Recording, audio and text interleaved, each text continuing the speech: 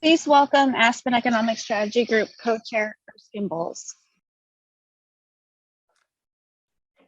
Thank you, Amy. Good afternoon to everybody and welcome. We're delighted you could join us this afternoon for this podcast. I'm Erskine Bowles and I've co-chaired the Aspen Economic Strategy Group for the past 5 years with the best partner that anybody could ever have, my old friend and good friend, Hank Paulson. Today, we are pleased to release our 2021 policy volume, which is entitled Rebuilding the Post-Pandemic Economy. And as all of you have known and experienced nearly 2 years ago, the COVID-19 pandemic paralyzed the global economy. In response, policymakers in the US and from around the world deployed unprecedented fiscal and monetary assistance to counter the concurrent supply and demand shocks caused by widespread shutdowns and other causes. In the US, leaders provided unprecedented aid for unemployed workers and troubled firms, and also intervened with extraordinary measures to stabilize financial markets. Today, the US economy is growing, but recovery has been uneven, and many challenges remain, including a very uncertain inflationary outlook, weak labor supply, supply chain shortages, and growing economic competition with China. Today, we are fortunate to have an excellent group of experts to discuss these forward-looking challenges, along with some of the initial lessons learned from the policy actions taken over the last 2 years. We'll begin with a framing remarks by Deputy Treasury Secretary Wally Adeyemo. Wally, I'm proud to say, is an alumnus of the Aspen Economic Strategy Group, as is the Treasury Secretary herself. Wally's remarks will be followed by a panel discussion with Chad Brown of the Peterson Institute, Jason Furman of Harvard University, Michael Strain of AEI, and Holly Wade of the NFIB. And this will be moderated by our very own fabulous director here at the Aspen Economic Strategy Group, Melissa Kearney. Now, let me extend a warm welcome to our friend, to the Deputy Treasury Secretary, who's doing a fabulous job and who we're so grateful to for your public service. Wally, over to you, my friend. And again, thank you for all you're doing. Well, Erskine, thank you so much for that introduction. And thank you very much to the Aspen Economic Strategy Group for inviting me to join you for this important conversation. As a former member of the Economic Strategy Group, I'm well aware of this group's ability to produce and disseminate powerful ideas that will help create shared, lasting prosperity. I first joined the Treasury Department, as many of you know, in February of 2009, in the midst of the Great Recession. Real GDP peaked in the second quarter of 2008, returning to pre-crisis levels only after 2.5 years. The unemployment rate was 8.3%, and we now know it would take approximately a decade to return to pre-recession levels, leaving millions of Americans struggling for far too long, creating the type of scarring that has long-lasting impacts. This administration has taken that experience and its lessons to heart. President Biden's response to the pandemic was designed to get our economy back on track sooner and keep American families and businesses whole until we reach the other side of the pandemic. Looking at where we stand today, I believe that approach is succeeding. At no point during this crisis did personal incomes fall below their pre-crisis level. We reached our pre-pandemic GDP level last quarter, in half the time it took after the Great Recession. And after peaking at 14.8% last year, higher than at any point during the financial crisis, the unemployment rate now stands at 4.6%, the same level it took nearly 10 years to reach after the last crisis. This is not to say we don't face further challenges as we recover from a once-in-a-century pandemic. We do. We are acutely aware that pandemic-induced upward pressure on prices hurts American pocketbooks, with supply chain disruptions and labor shortages straining American businesses. The administration is focused on doing two things: taking steps to address the immediate effects of these constraints today, and investing in long-term capacity to prevent them from arising in the future. Still, our path to full economic recovery depends on our ongoing efforts to defeat the pandemic. As President Biden has made clear, our best defense against the spread of new variants is to get vaccinated, get boosted, and to follow the advice of our public health officials. But because of the unprecedented vaccine campaign, today, over 197 million Americans are fully vaccinated, and 82% of adults have received at least one shot. As a result of the president's efforts, tens of thousands of businesses have reopened, and we've added more than 5.5 million jobs since January. As we continue to work to end the pandemic, we must also take steps to implement policies that will allow us to build a post-pandemic economy that works for everyone. I would like to share a few thoughts on 3 critical economic issues we must address in order to ensure we're building an inclusive and competitive post-pandemic economy. The first opportunity I want to discuss is the transition to a digital economy. The ongoing shift in economic activity to online markets, digitization, and the technology sector. Even before the pandemic, the digital economy was already driving economic growth. From 2000 to 2020, the share of US adults who use the internet grew from just over 50% to 90%. And the share of US retail sales conducted through e-commerce rose almost 14-fold. COVID-19 only accelerated this trend. From the first quarter of 2020 to the second, the e-commerce share of retail sales increased nearly 40%. According to a survey of corporate executives, the pandemic accelerated the integration of information technology in their businesses by the equivalent of several years' worth of technology adoption in just a few months. We are likely still in the early days of this economic transformation. The acceleration of this shift during the pandemic has underscored that access to high-speed internet is essential to economic opportunity. This is why the president has made universal broadband access a key element of his agenda. The $65 billion to deliver high-speed internet to all Americans and close the digital divide contained in the bipartisan infrastructure package has the capacity to transform communities in the same way the Rural Electrification Act of 1936 improved productivity in agricultural communities throughout our country. As we've also discovered this year, the digital economy is dependent on goods like semiconductors. During the third quarter of this year, global sales of semiconductors increased 27% over the third quarter of 2020. And as the digital economy continues to expand globally, this need will only continue to rise. The wide-ranging impacts of the current shortage of semiconductors and other critical goods has accelerated our focus on the need to build resilient supply chains. This is why the administration has proposed incentives to boost domestic semiconductor production and other advanced manufacturing, as well as stood up efforts to address near-term supply chain constraints. It is essential that as we think about the growth of the digital economy, we take steps to make sure that all Americans have the ability to benefit from the prosperity the transition is creating. The second opportunity that demands urgent action is climate change. We know climate change is an existential risk with real economic consequences. Extreme weather events and climate disasters cost the U.S. approximately $100 billion last year alone, and those costs are only rising over time.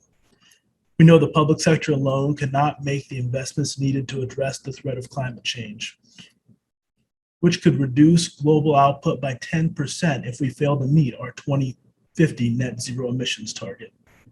To date, private capital has not moved quickly enough to address this challenge and capitalize on this opportunity.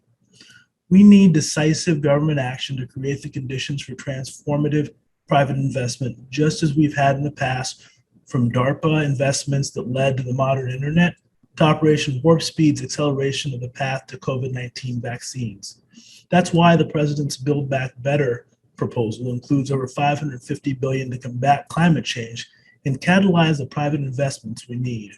For example, by offering tax credits for consumers to purchase electric vehicles, alongside the infrastructure deals funding to build EV charging stations, we can crowd in private capital to support electrical vehicle production.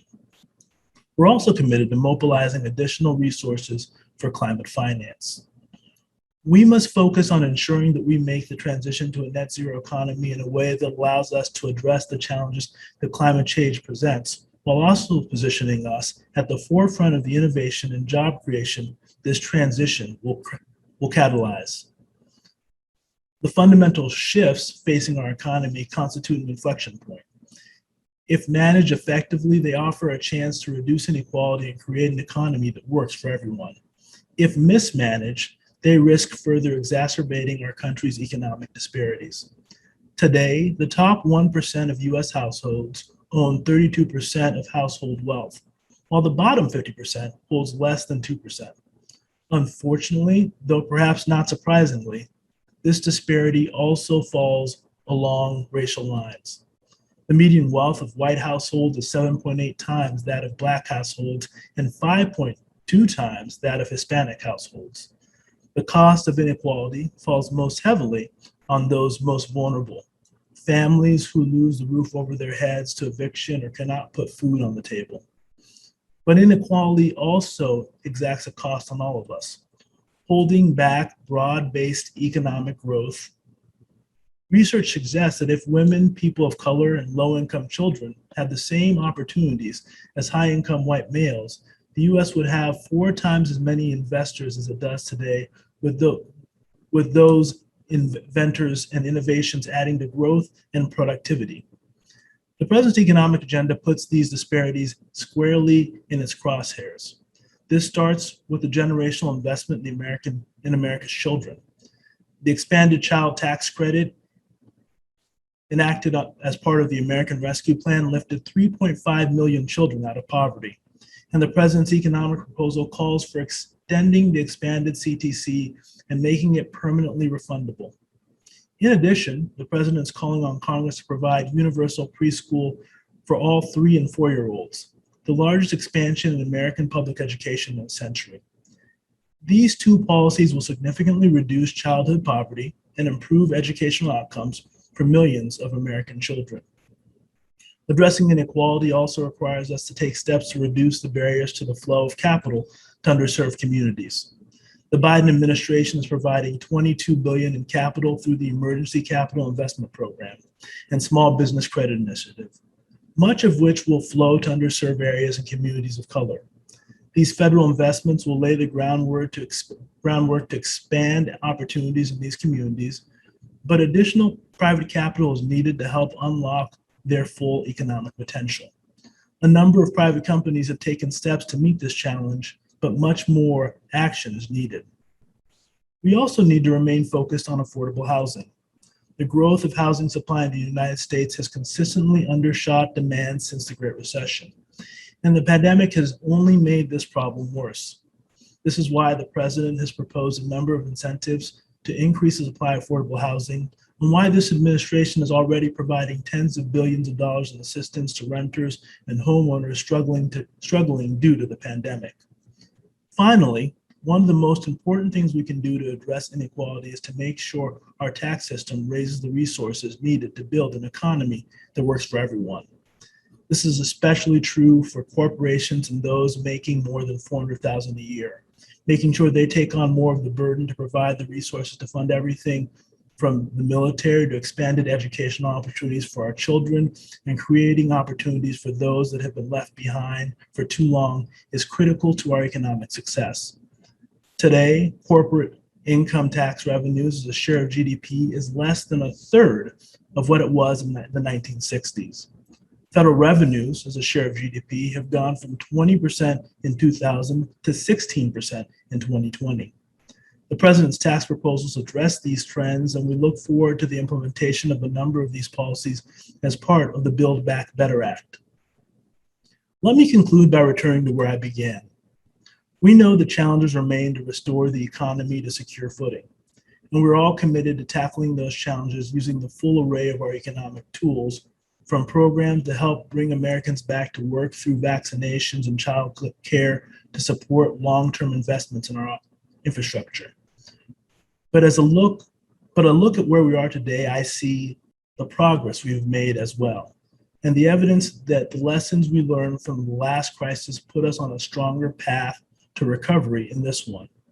and closer to when we can confidently say that we are in the post-pandemic economy. Thank you again for having me, and I look forward to hearing the conversation. Thank you, Deputy Secretary Adeyemo.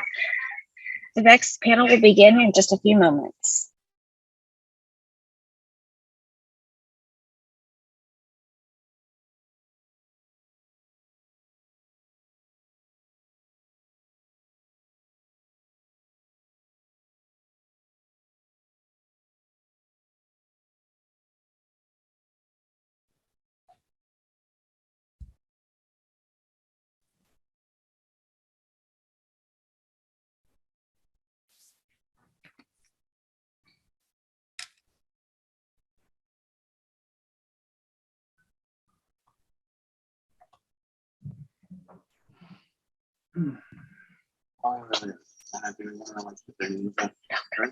Please welcome Aspen Economic Strategy Group Director, Melissa Curran.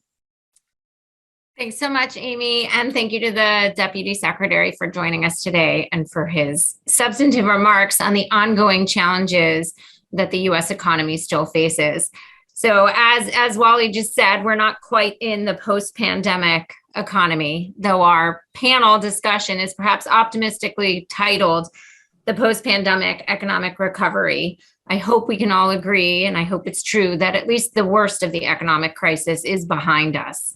That said, we still have very challenging economic conditions, as Wally alluded to.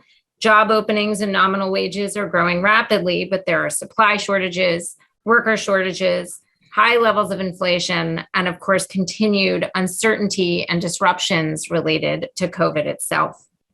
So I'm thrilled to have this panel of experts with us today to talk about these ongoing challenges and how we can build a stronger economy post-pandemic. Chad Found, who's Senior Fellow at the Peterson Institute for International Economics and author of the AESG report being released today as part of our new policy volume titled America and International Trade Cooperation. We have Jason Furman, Professor of the Practice of Economic Policy at Harvard University and former chair of the Council of Economic Advisors during the Obama administration, also a member of the Aspen Economic Strategy Group.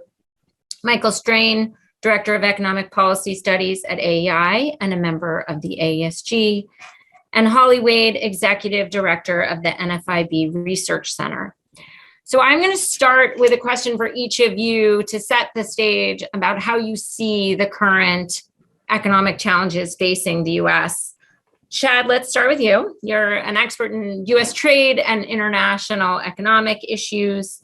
To what extent are the current supply challenges that the U.S. is facing, to what extent are they driven by challenges related to international bottlenecks, trade disputes, as opposed to more domestic challenges like a lack of workers or perhaps a greater return of consumer demand than businesses were anticipating? So first, let me say thanks to you, Melissa, and to the whole Aspen team for being a part of this program today and overall project. So I think your question is a really, really good one. I don't think we have great evidence yet to put precise figures on it. I think it's a little bit of all of the above. It's true that every time we get a new data dump, it does seem that demand, especially for goods, is still extraordinarily high, and a lot of consumer goods, especially, are traded and coming in through the ports, and there's been a lot of pressure put on those things, and some of the bottlenecks have happened because it's a pandemic that's not over yet, and at various points in time along various supply chains, you have had to have shutdowns that have, delayed a part or a component being made here or there somewhere around the world from getting on to the next spot in the supply chain where it needs to go into the next widget, where it then needs to get shipped to go into the next thing. And anytime one of those little hiccups occurs, that can kind of create an additional bottleneck. So I think the answer is all of the above. I think as a trade person's perspective, we kind of can't forget that there is only really a truce in this trade war thing that we have with China. There's still tariffs on over $300 billion worth of American imports that makes for some products that we import from China, America a less attractive destination than other places that China might want to send it to. So that's not helping, I think, resolve necessarily the supply chain bottlenecks either. Short answer is all of the above, and we're gonna, I think, and it's not over anytime soon either. So you might have just hinted at this, but is there anything that you would recommend to the Biden administration or Congress that they could do in the near term, in the next 6 months, to relieve some of these pressures? Well, I think most of the fixes are unfortunately of the longer term investment variety, whether it's trying to help facilitate some of the trade going through ports and making that go more smoothly, kind of domestic infrastructure. I think what the administration has tried to do in terms of short term policy fixes, they've done the right things. Even getting rid of some of the tariffs, would arguably contribute to some of that pressure. Now, obviously, we now live in a world where tariffs really aren't about economic arguments anymore. So in this panel, we'll focus mainly on economics. These arguments will mean a lot, but in unfortunate policy circles where tariffs are all about geostrategic rivalry and China's economic system and all these other things, it's a bit broader than that, unfortunately. But yeah, if they had the political opportunity in a bipartisan fashion to kind of everybody agree to kind of roll back some of the tariffs on China, I think that would help alleviate probably a little bit of the challenges facing supply chains. Am I optimistic that'll happen? No. Yeah, right. Great, thank you. Okay, Jason, I'm going to turn to you. There's a lot of different metrics out there measuring the current state of the economy, GDP growth, various measures of labor market tightness or slack, rates of business investment, consumer spending. What metrics are you paying the most attention to? And what's your overall read of the sometimes conflicting metrics in terms of where the economy is right now? So I pay attention to all the metrics, but let me try to be more helpful than that. Broadly speaking, I think there's an economic story where, number one, the economy has, on the real side, improved very rapidly and is in better shape than we were expecting, even after the American Rescue Plan passed. Number two, the economy is still in a hole and still has some ways to go. And number three, inflation is a big problem. And let me go through the metrics for all three of those. For the first one, in terms of the improvement in the economy, the unemployment rate is the first number to look at. It's 4.6% right now. That's back where it was in 2017. The economy wasn't perfect in 2017, but it wasn't in catastrophically bad shape in 2017 either. We're getting closer to maximum employment. For number two, still a ways to go. You see that partly in the unemployment rate, but you see that even more in labor force participation. That's been the most surprising aspect of the economy. The labor force participation rate has really stalled out. Part of that's the aging of the population, part of that's some residual weakness in the economy, but about half of it has no obvious explanation. It's divided between retirement age people and not retirement age people. So maybe retirement is part of it, but it's definitely only part of it. It's roughly equally divided between men and women. There's probably a lot of different causes.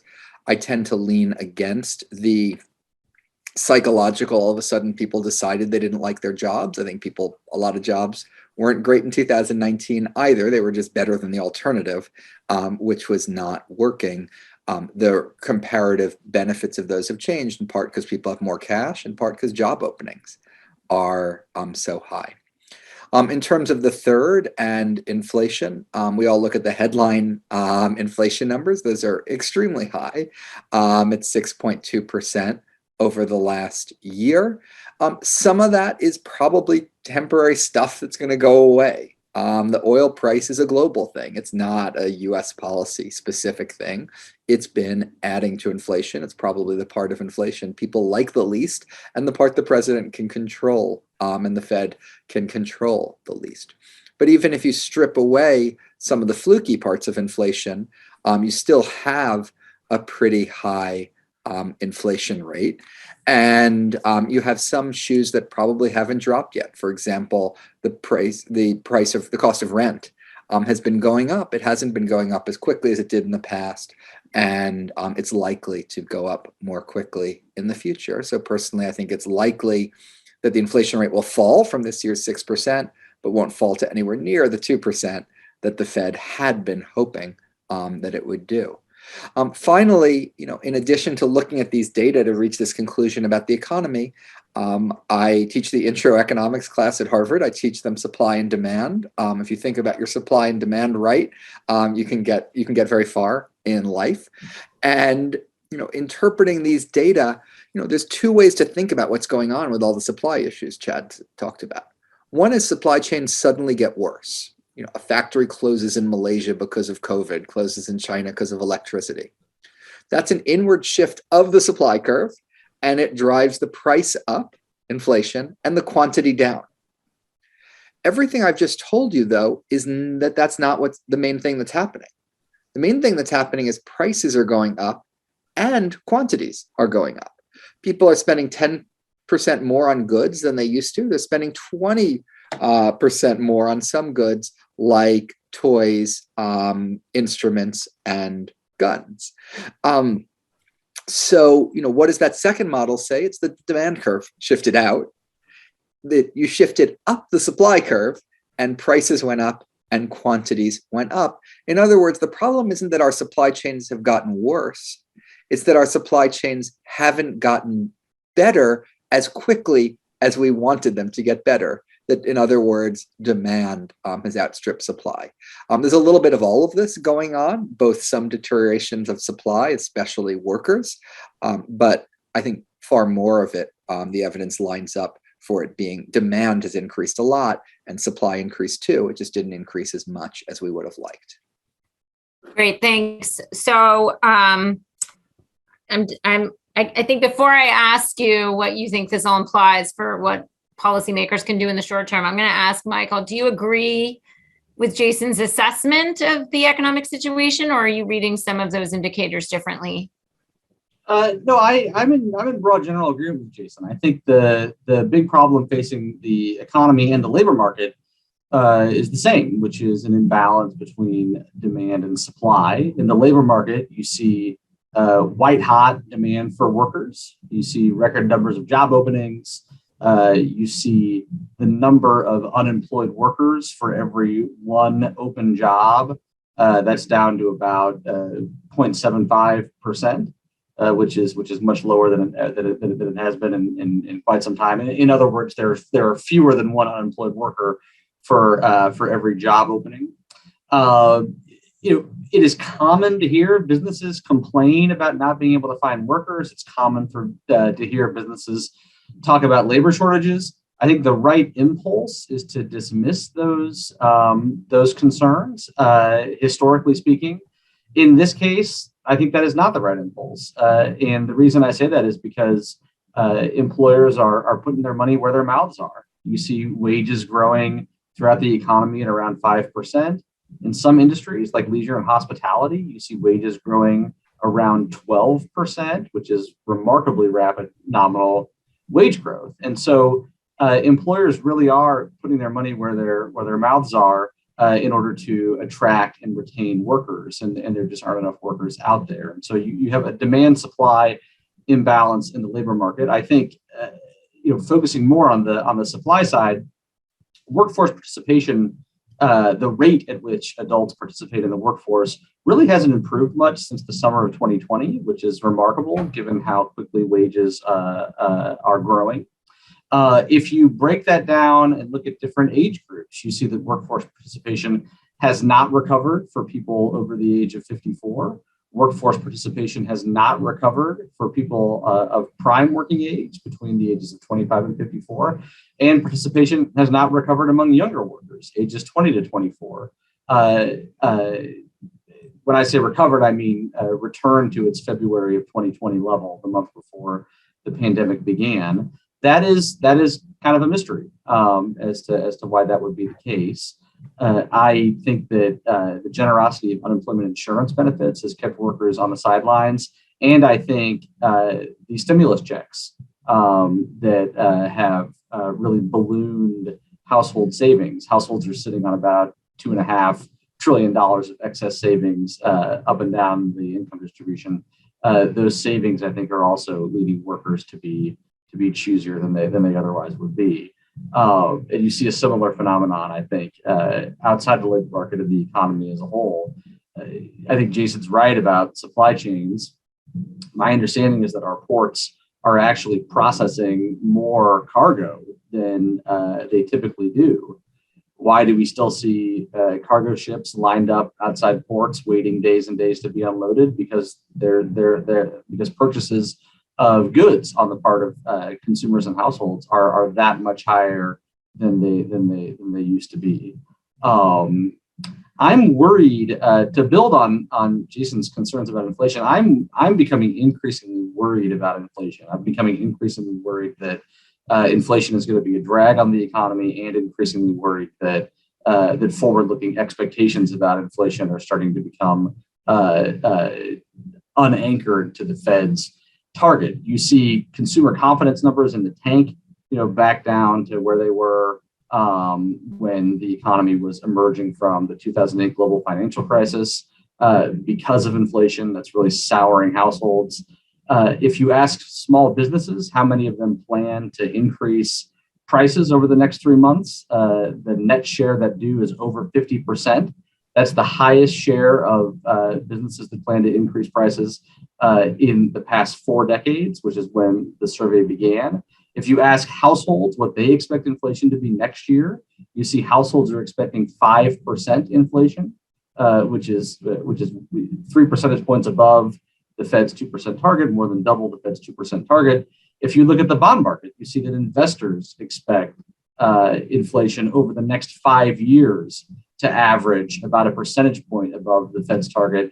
And those expectations have doubled relative to 1 year ago. If you look at the bond market for 2026 to 2031, you see that they still expect inflation to be above the Fed's target. So I'm starting to become more and more worried about the psychological impacts of the price increases we've been experiencing. Well, I want to let Holly jump in on what small businesses are saying and feeling and doing. But before we do that, Michael, both you and Jason referred to a supply not meeting demand, but you highlighted the potential role of excess household savings that they've built up because of the generous unemployment enhancements and the stimulus checks.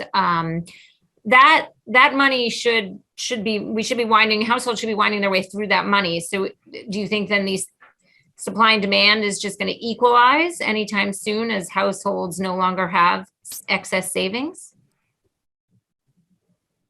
Look, my expectation is that demand is going to cool as you sort of start running out of money and run out of things to buy. My family hasn't figured out how to run out of things to buy, but eventually we will. And supply will be asymptoting up. The problem is demand is coming from above normal, and supply is trying to catch up for normal. And so I think for at least another year, we could have an imbalance, and that's upward inflationary pressure for a year. And at that point, what does that do to expectations, to nominal wages and the like, is anyone's guess. Great, thanks. Okay, so Holly, your research group at the NFIB put out a report last month indicating that small business owners remain pessimistic about business conditions in the near future. To what extent has the situation facing small businesses improved since the spring or summer of 2020? And what is the nature of the ongoing challenges that you hear small businesses say they're dealing with? Sure. So our monthly survey, our monthly small business economic trends survey, in the beginning of or the second quarter of 2020, certainly small business owners were hurt by the crisis. They were struggling to figure out how to keep employees on payroll. We had those huge programs to help stabilize the foundation of the small business sector. However, now we've switched to a different set of challenges, and not surprisingly for small business owners, The two main challenges are the staffing shortage that they're facing and supply chain disruptions. And small business owners are in a unique set of circumstances in that they don't have often the tools that, say, larger companies have to navigate these headwinds. And so we've seen unprecedented levels of small business owners saying that they have unfilled job openings, that they can't fill, that they're not having the number of applicants apply for these jobs like they used to. For many of them, they're not finding any applicants for these positions to fill. And that's causing a lot of lost sales opportunities that they are experiencing, many of them significant lost sales opportunities. So as consumer spending for goods and services are increasing, unfortunately, small business owners are having a hard time taking advantage of these increased consumer spending trends. And then on the supply chain disruption side of things, more small business owners are actually reporting that they are impacted by supply chain disruptions than on the staffing shortage, just because there are more that have supply chain issues, regardless if they're an employer business or non-employer business. And it spans all types of products. So whether it's microchips or poultry, paper goods, lumber, they are all experiencing in one way or another trying to navigate these issues. And those are also causing lost sales opportunities for the small business sector. So they're in a bind. They're having a hard time dealing with both of these problems. And they're trying to adjust business operations accordingly as best they can. That includes increasing compensation. So more small business owners are increasing compensation to try and retain their current employees, but also attract applicants for those open positions at levels that we've never seen before. And then also trying to absorb those price increases through increasing their prices of goods and services. And we've seen that escalate over the last few months. And then when we look at some of the questions that are related to inventory and inventory satisfaction, we have a historically high number saying that inventory satisfaction is too low. They're trying to, access those inventories that they're looking for to stock the shelves, which is putting a lot of pressure on small business owners. One of the main impediments for small business owners in dealing with all of this is just the amount of time that they have to navigate. So when we ask about how they're adjusting business operations to accommodate for staffing shortage, they're having to put in more hours. So in putting more hours into operating their business, there's less time to navigate some of these other issues, whether that is, improving technology for productivity or finding other suppliers that might be available to deal with, shelf stocking. But they're having a difficult time. When in October, our last survey, when asking, what they anticipate business conditions in the next 6 months, we had record level of small business owners saying that they anticipate business conditions becoming worse. So about half are saying that they anticipate business conditions becoming worse. We haven't seen that level of pessimism for that question since third quarter 1979. So the situation is not great for small businesses. How big are yours when you refer to small businesses? How big or small are these businesses, and how many businesses are you talking about in your survey? Sure. So our survey, our monthly survey and our special COVID survey, they're both random samples of NFIB members. And our members are mostly employer businesses and tend to be around 5 to 10 employees on average. So they are very small. They do span all industry sectors across the country. Great. So I'm going to turn to the economist. So if small businesses are doing what, we usually economists like to say they should do, raise wages, attract more workers, and that's not solving the problem, what are the types of things you all might recommend to policymakers could do to alleviate some of the imbalances, the inflationary pressures, the worker shortages that we've been talking about for the past few minutes?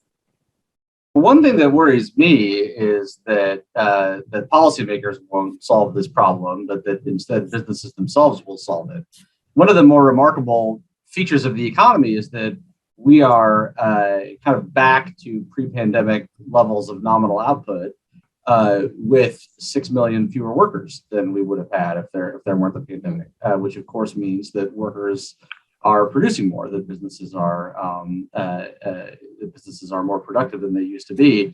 I think a lot of workers are on the sidelines, again, because of the generosity of government benefits. A lot of workers are on the sidelines because their checking accounts have swollen due to excess savings. And, they're looking around and they're seeing that labor demand is white hot, and they're thinking to themselves, well, or some of them, I assume, are thinking to themselves that a job will be waiting for them when they're ready to go back, or they're being, they're kind of looking for a job, but they're being quite choosy. I'm concerned that at some point businesses are just going to say, well, we know how to operate with a smaller workforce, and that we'll see labor demand really cool off before workers who are on the sidelines realize that if they want to grab a chair in the game of musical chairs that's happening, they need to do that sooner rather than later. So I'm becoming increasingly concerned about long-term unemployment. I'm becoming increasingly concerned about a persistently lower employment rate, a persistently lower workforce participation rate than we would have had in the absence of the pandemic. And I'm not sure that there is a whole lot that policymakers can do this month or next month to turn that around. Of course, on the one hand, this is not great for workers who will be displaced by these sort of capital technological investments. On the other hand, this could be a boost to productivity, and the Deputy Secretary talked about the rapid digitization of the economy. And so, Jason, what are your thoughts on this? 6-month horizon, the main solution to these problems are time. The market mechanism raises prices, raises wages, that attracts workers, gets suppliers in, and we just don't have a lot of tools for the supply side of the economy, and we have even fewer for very specific sectors and specific businesses. I think there are things the Fed should do about inflation in general. I think it's fine for the administration to do whatever it can to work with ports and whatever. I don't think it'll add up to a lot, but it's worth doing. It's also worth making sure they're not doing things to worsen supply chains. We recently doubled tariffs on lumber from Canada, for example. It was an administrative decision by the Commerce Department, but figuring out, maybe Chad could figure out how not to do things like that would be good right now. At the same time, we're going to have problems 3 years from now and 10 years from now too. Those are ones policymakers can do more to solve. So, childcare and preschool are two problems with labor supply in our country, two problems, preschool that impede the skills of people as they, get an education and enter the workforce. So I wouldn't suggest that we get so distracted by things that we can't solve on a 6-month horizon, where the market actually is the right way to do them, that we avoid thinking about some of the very significant market failures we have.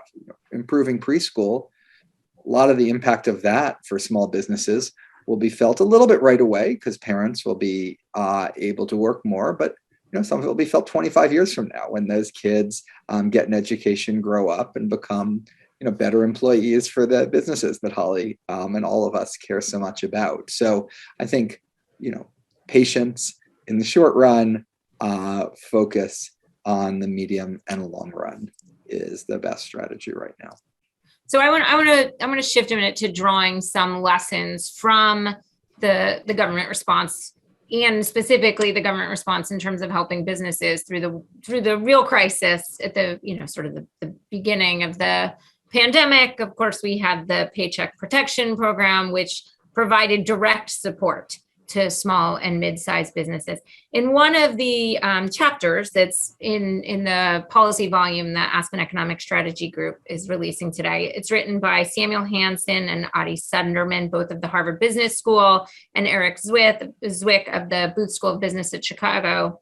And they argue that the unique features of the pandemic-induced recession in 2020 justified this kind of direct government support in the form of these low interest, often forgivable loans.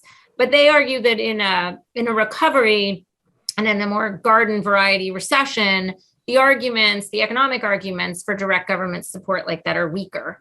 But instead, policymakers should pull on the usual fiscal and monetary policy levers. Of course, we've talked about the fact that those are better aimed at addressing demand shortfalls, not supply shortfalls.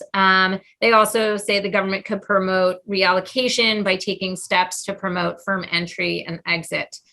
Do you all agree with that assessment of both this type of reaction was the right thing to do during the pandemic, but probably isn't what's needed in a recovery and in a future in recession? There are better things we could prepare for to support businesses through this type of economic downturn. Whoever wants to go first. There are two extremes in policy towards small business. At one extreme, there's grants. You get money, you don't need to pay it back.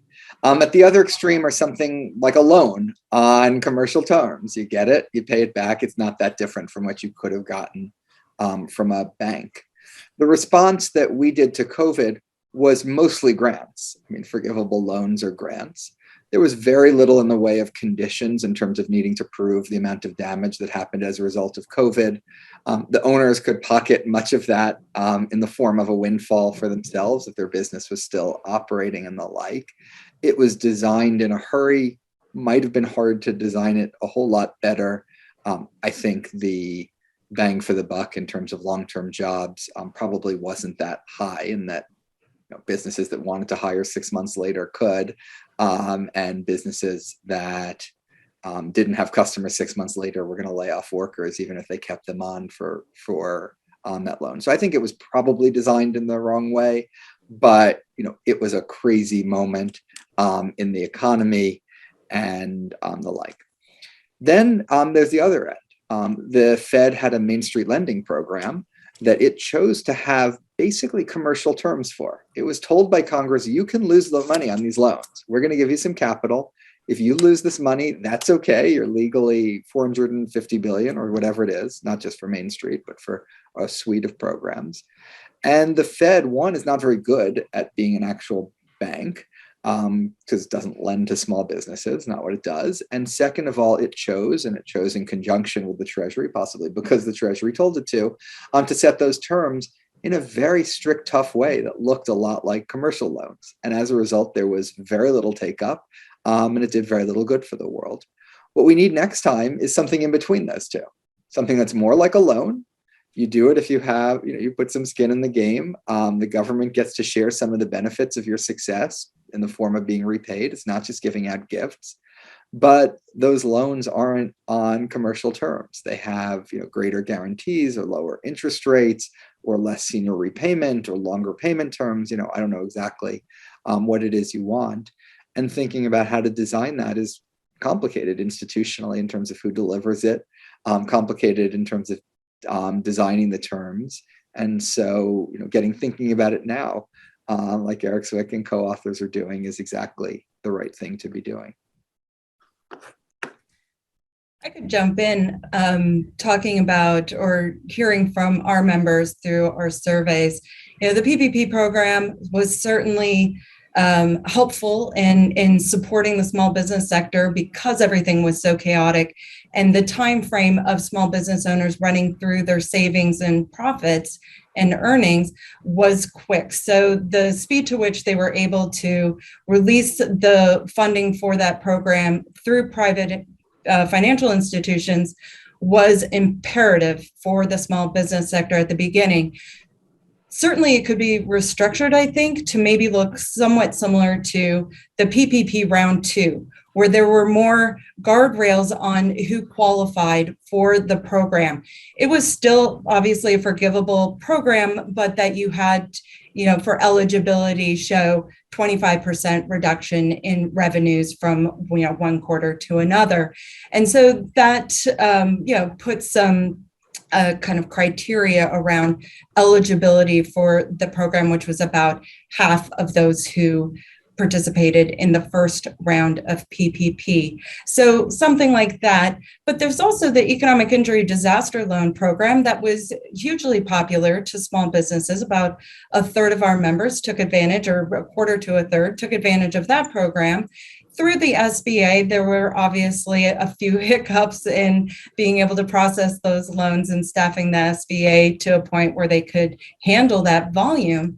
But a 3.75% interest on a 30-year loan was very attractive to a lot of small business owners at the time, especially after they ran through their PPP loan funding and still needed additional support. But when something happens so quickly and so dramatically, a grant program of some magnitude, I think was the appropriate measure for supporting small business owners. Maybe, having a few more criteria available to kind of tailor who's eligible for that would be helpful going forward. But the speed to which going through private institutions, financial institutions, I think was paramount in making sure that the funding was distributed to small business owners in a timely way so that they could stay solvent and stay up and running as best they could.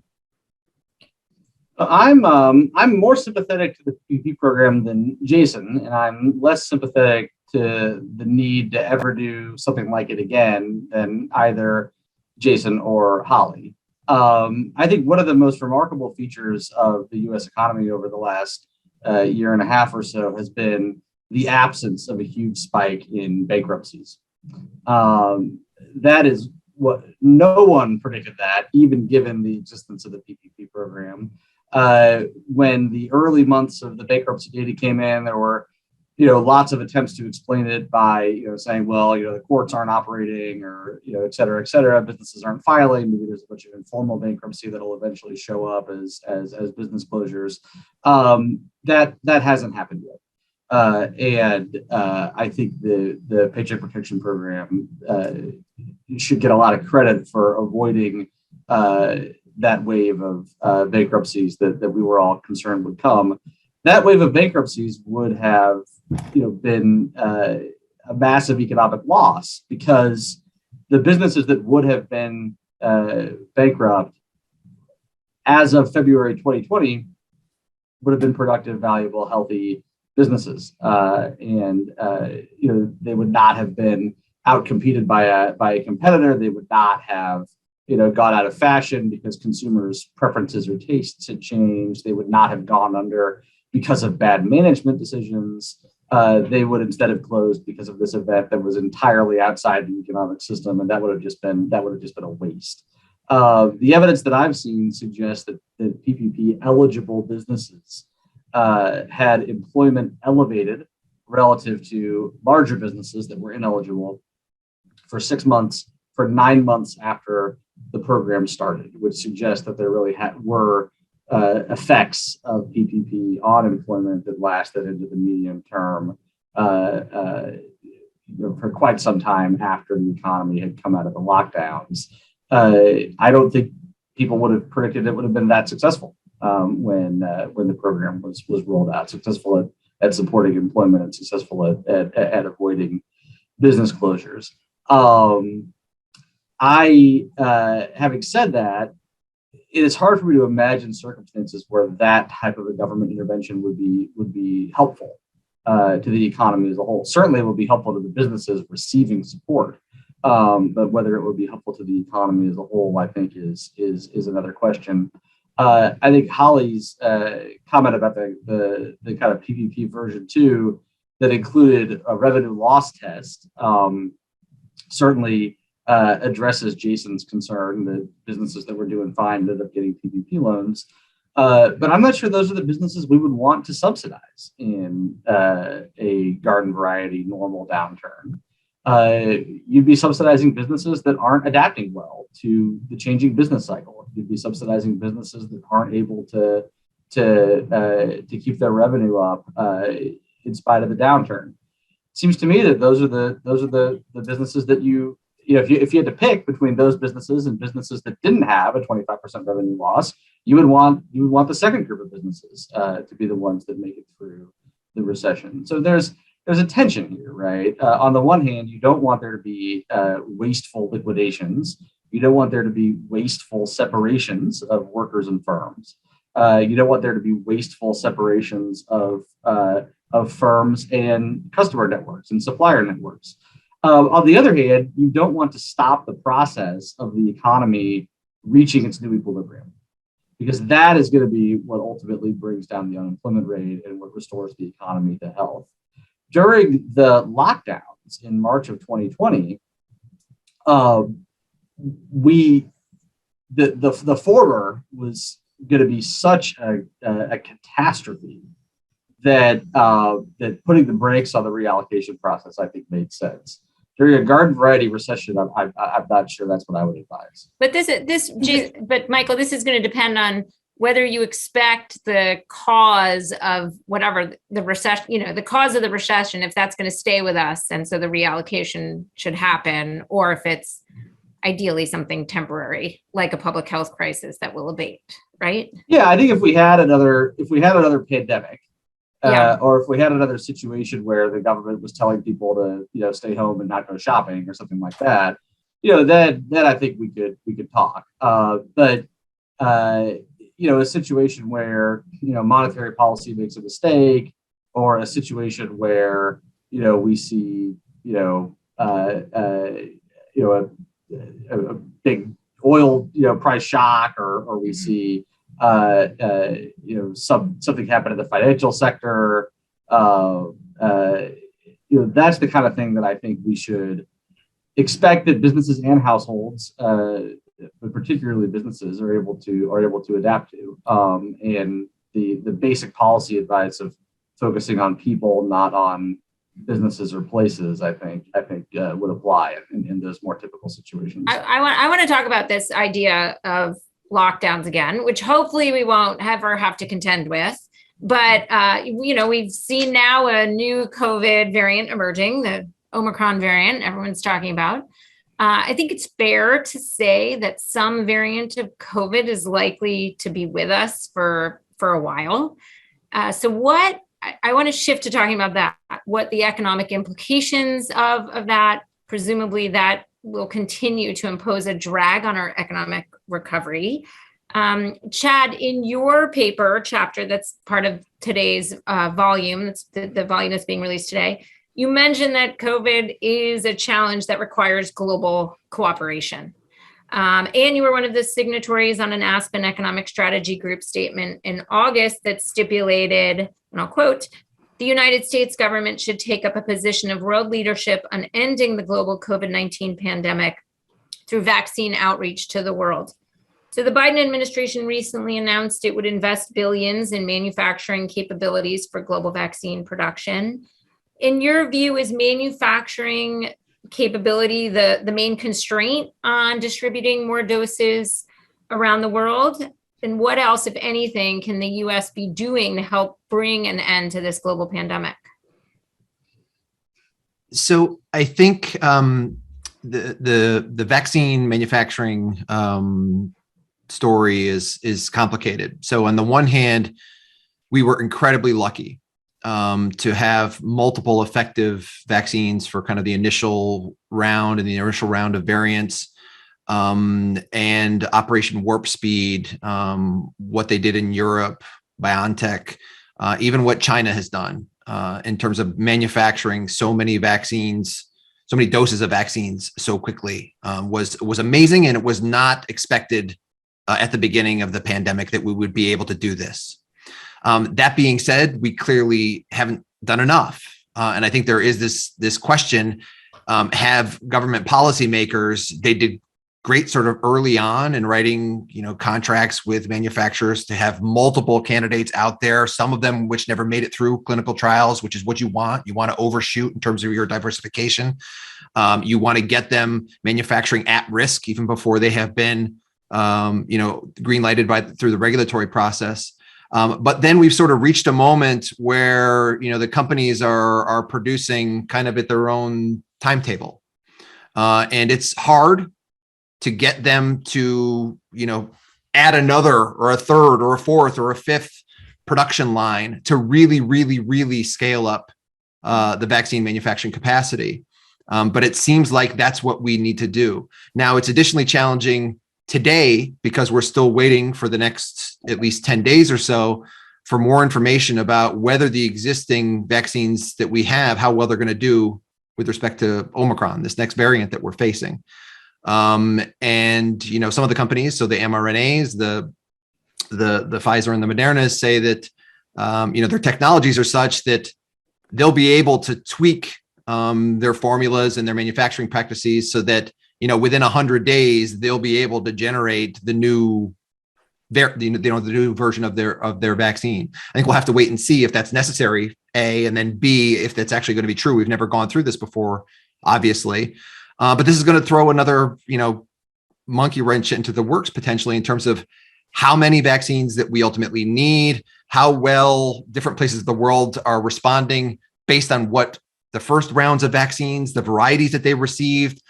We need a lot more data collection, obviously, and the genomic sequencing and all of this kind of stuff. And at the same time, the world is getting weary of this and, you know, just is kind of being less and less convinced that the scientists and public health officials have any idea what they're doing, right? This thing isn't over yet. So I think there's still a really long road ahead of us. There are obviously a lot of lessons to be learned from the way things have gone so far, but I'm not sure yet we know what the right path is forward. And we have all the information yet to even in an optimal situation, be able to figure that out.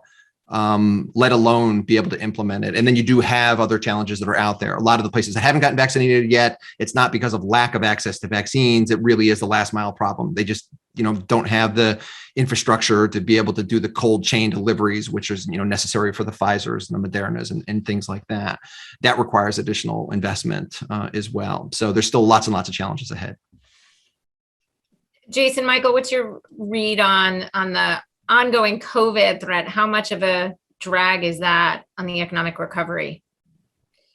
It's a lot of uncertainty, yeah. But my point estimate would be not a huge change in the trajectory of the recovery. The United States and the rest of the world grew really strongly through Delta. We were adding over 600,000 jobs a month.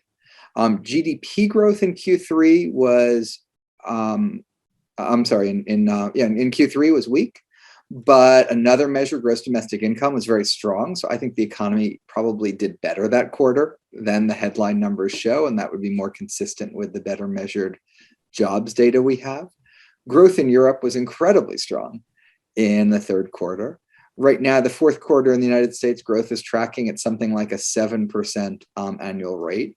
You look, restaurant spending kept going up, for example. A lot of other service spending did. So I think Delta was nothing like the response people had the first time around. More people are vaccinated and know they're not at huge risk, or they're not vaccinated and they don't care as much about the degree of risk they're at. Delta's been a negative. I don't want to overstate my point, but it's been a much smaller negative than was feared. And then a lot of people think Omicron, if it's, if it is considerably more deadly and more able to escape the vaccine, that could be a different story. Even there, I just think there's so much weariness and desire to be back to something more like a normal life. There's a better set of treatments than we had before, a better set of tests than we had before.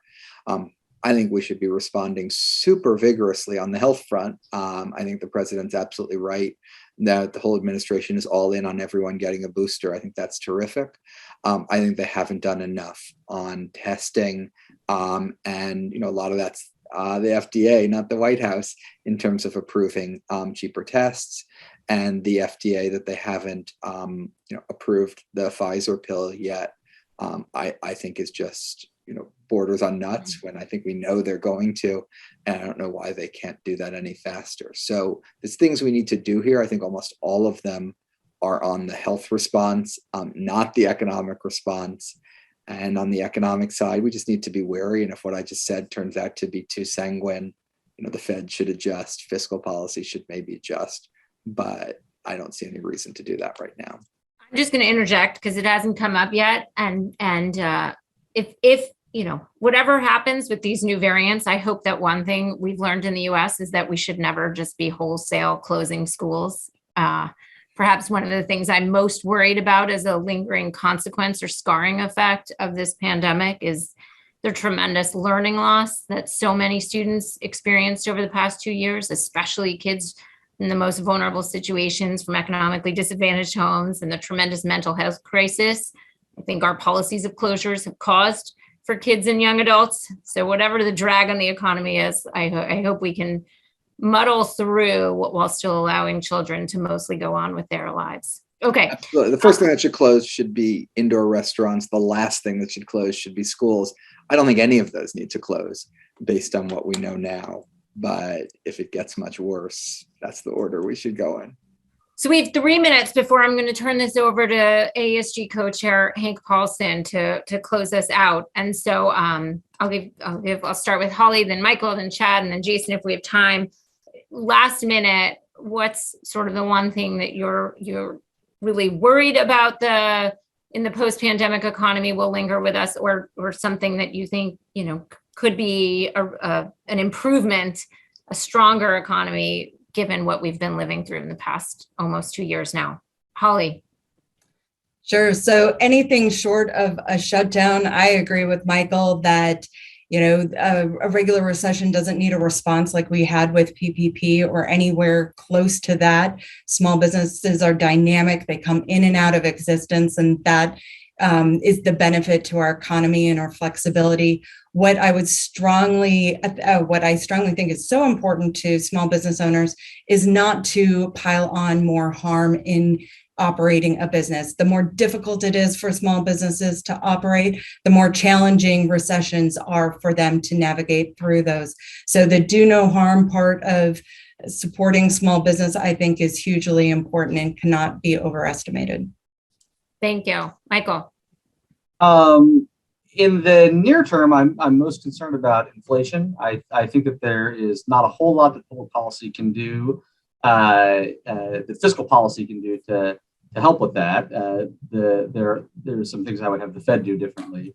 One thing I think that the administration can do is not make the problem worse. I worry that the Build Back Better agenda would make it worse. The Build Back Better agenda would put a lot of money in the pockets of upper middle class households, hundreds and hundreds of billions of dollars into the pockets of upper middle class households. It would increase the budget deficit over the next 2 years by $300 or $400 billion. That's a substantial amount of money. I think that would increase consumer demand, and that would put upward pressure on prices at a time when we should be lowering prices.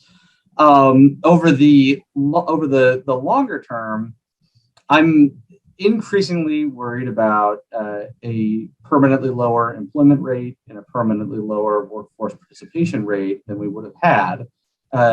Workforce participation among men has been declining for decades. Workforce participation among women has, at this point, been stagnant or declining for about 2 decades, not the 7 decades that it has been for men. And that's bad for all sorts of reasons. I think it's bad for individuals. I think it's bad for the economy as a whole, and I worry that this is going to exacerbate that problem. Chad. Me quickly. So I'm paid to think about trade and trade policy, and so my big concern is China. But it's maybe not the same concern as everybody else. It's more of, are we overreacting to China? And if we just entered into a world where it's all just about irrational politics and not grounded in sort of economic rationality anymore. I think that's not to say the Biden administration is heading there. I think they've actually done some positive things, taking it very slow with what they're doing directly with China, engaging, working with allies, trying to think about things like new rules. And I think that is the way to go. It's going to be hard. But I do think there is a big challenge ahead of us, and that is how to have a rational trade policy with respect to China. Great. Thank you. Jason. Read Till von Wachter's chapter in the book. We haven't discussed the ideas in it in this session. Unemployment insurance took on an incredibly important role over the last year and a half. In some respects, it was incredibly helpful in protecting people's incomes. In other respects, it was undesirable from anyone's perspective. It was generous, then not generous, then generous again, then not generous again.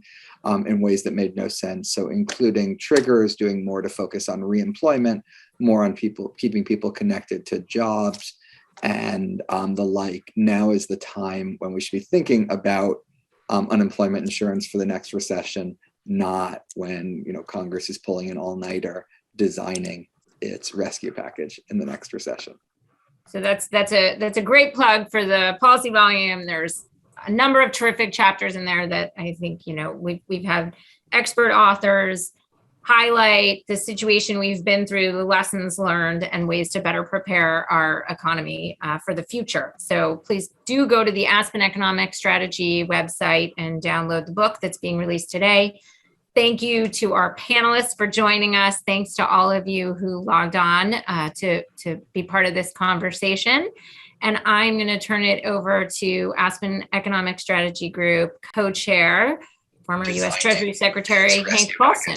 First of all, a very big thank you to our speakers today and for all of you who have joined us online.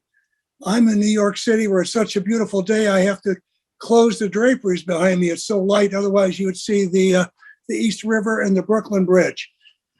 It's my great pleasure, before closing this out, to announce our 8 new members of the ASG. So we have 8 new members today. They are Darius Adamczyk, Kerwin Charles, Tony Coles, Karen Dylan, Kay Husbands Feeling, Craig Garthwaite, Edward Glazer, and Paul Ryan. Finally, and this is very important, a big thank you to Erskine Bowles. 5 years ago, Erskine and I made a decision to stand up the Aspen Economic Strategy Group, to create it. And I think an honest assessment will be it's broken to the high side. That's because of all of you outstanding members, due to Melissa, a lot of people, but to a large extent, Erskine. Erskine is not only a great friend, he is laser focused on policy. He is very politically astute, and he's got a surplus of graciousness to make up for all my deficiencies in that area. So he's been a wonderful partner, and I am also very, very pleased to announce Tim Geithner as the new chairman of the Economic Strategy Group. When Erskine came to me and said he wanted to transition from being a chairman to being a very active member, and he's going to continue to be a very active member, neither of us could think of a better co-head than Tim. It was my great pleasure and fortune to partner with Tim during the financial crisis a number of years ago, and a number of initiatives since then that have been less intense and more fun. And anyway, he's a very able man, and I'm really, really looking forward to working with him in the time ahead. I think we can accomplish a lot. Lastly, and very importantly, this 2021 policy volume, which you can find on our website, is really comprehensive, very good. I would urge you all to read it, but it's a lot to read. So you certainly should read parts of it, right? And disseminate it to friends and others you think will find it useful. So again, thank you all for a great session, and good afternoon.